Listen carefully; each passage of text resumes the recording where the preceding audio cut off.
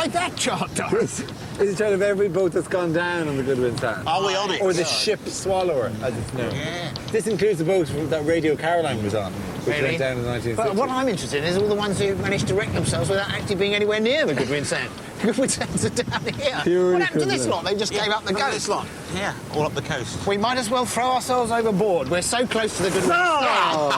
Oh! Well wrapped in plastic. I'm not well wrapped in plastic.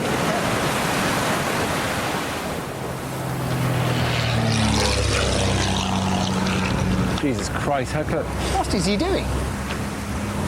He's coming round again. We're part of a tour. Undina, this is Dover Coast Guard, Dover Coast Guard, channel 167. 16. Oh, they've found us. Dover Coast Guard, this is Undina. Over. This is Dover Coast Guard, negative, so I'm trying to call a yacht called the Undina. Thank you, sir. No, hello, Dover Coast Guard, this is Undina Yacht. Yes. Over. This is Dover Coast Guard. Can you spell your vessel's name? Over. Yes, it's Undina. Uniform. November. No! Delta. Yeah. India. November. Alpha. This is Dover Coast Guard, Roger, and you are aware of an aircraft in your vicinity. Over. We wondered what was, yes. Dover Coast Guard, Roger out. Thank you, Roger out.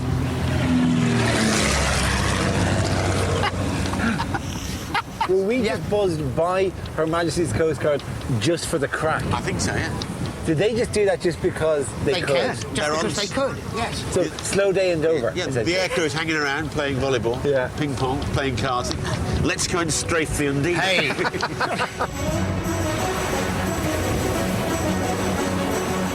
The Coast Guards were alerting us to the fact that we were about to enter the busiest shipping lane in the world, which they constantly patrol and monitor. As the famous White Cliffs of Dover loomed into view, so did ferries and tankers. There is almost continuous ship traffic on this watery motorway, and a yacht like ours is the Hedgehog.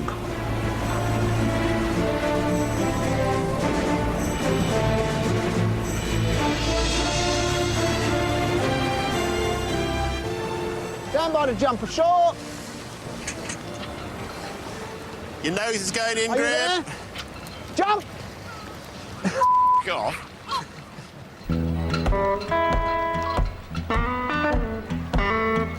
Safely moored at last, Griff's thoughts turned to buying yet more tasks for his boat, and luckily Dover has one of the oldest chandlers on the south coast. Methane spirit. We don't use methane, but we We've- have none oil. We Large have run out of Calvados. So I thought that would be a handy little thing to have on board. Sharpen End Wrights is now being run by Sarah, whose family have had this shop for 6 generations. One of those places you walk into and think, this is an Aladdin's cave, isn't it? Yeah. But when Aladdin first walked into his cave, what did he say? Did he say there was like a ship's chandlery in there? All these little tiny little objects. This is the point. But I don't think Aladdin was what, and it's found 40 different types of varnish. Yeah, we've got one of those in. You've got one of these? Of course, I haven't seen it. It's in under the locker. Of course we have got one. You haven't used it either, if you don't mind me saying so. Do you have a quite?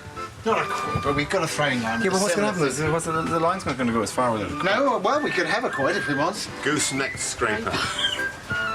Have you got Quick, put it down then. I haven't got a gooseneck gooseneck. scraper? I don't. Are they to scrape the barnacles off Griff's bottom? No, they're for scraping geese, I presume.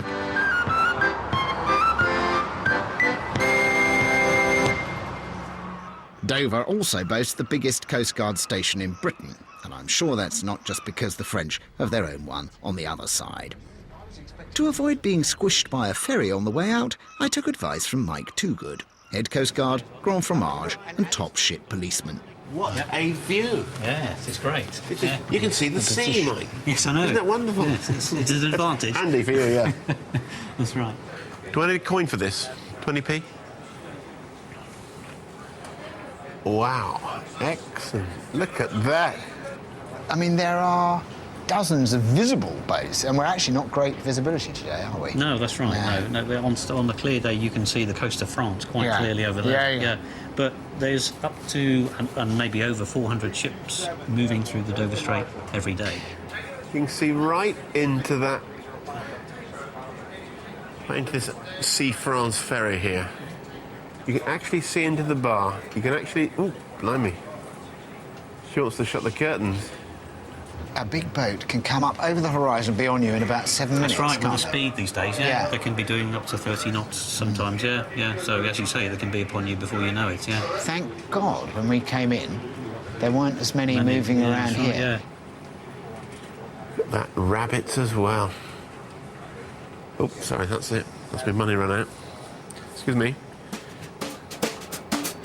To prevent accidents, the channel is split into 2 lanes, like a motorway. Only there are no crash barriers. The English side goes north and the French south. Ferries cross at right angles. Coast Guard Barry shows me a high-tech radar image of a French racing yacht behaving like a confused pensioner on a slip road. Right, what have we got here? We've got some vessels here. This is the vessel. That's where it's going to be in 6 minutes.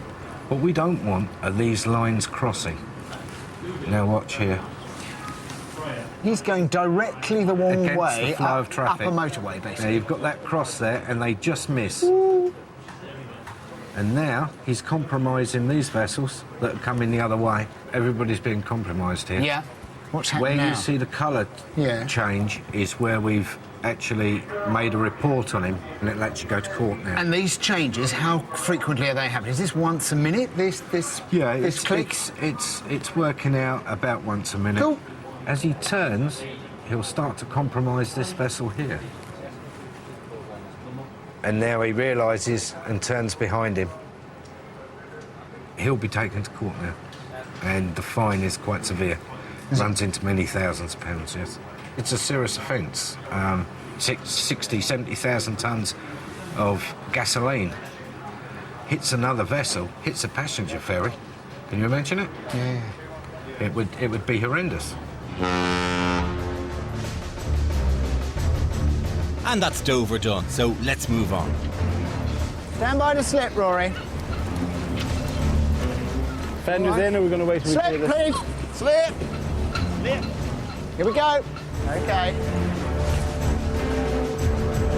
Thanks to the Coast Guard service, I was now carrying an extra cargo of neurosis. And predictably, we emerged straight into the ferry boat rush hour. Look at the swell in here. This swells in now. This is getting bigger. OK, yeah.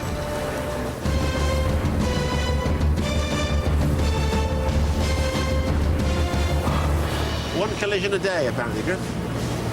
Really? One collision a day. This is the Coast Guard. One collision a day, entering and leaving Dover. No, I mean, that's what we should stick to, OK? Not more than one collision a day.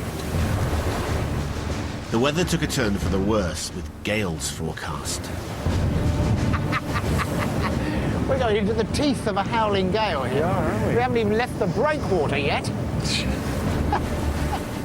Undina needed to hurry south or face being trapped in a major storm approaching Dover. This is not the weather in which to practice racing. Here the priority is just not to lose somebody overboard. Whoa, we'll go into the waves. All right, here we go.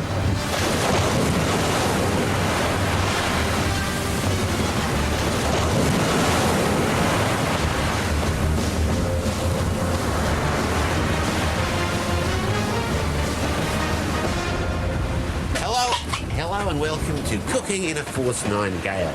Today I'd like to show you how to make an infusion of tea leaf and boiling water.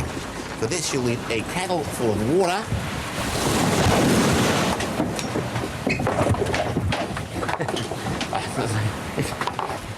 It's slightly more complicated than I thought.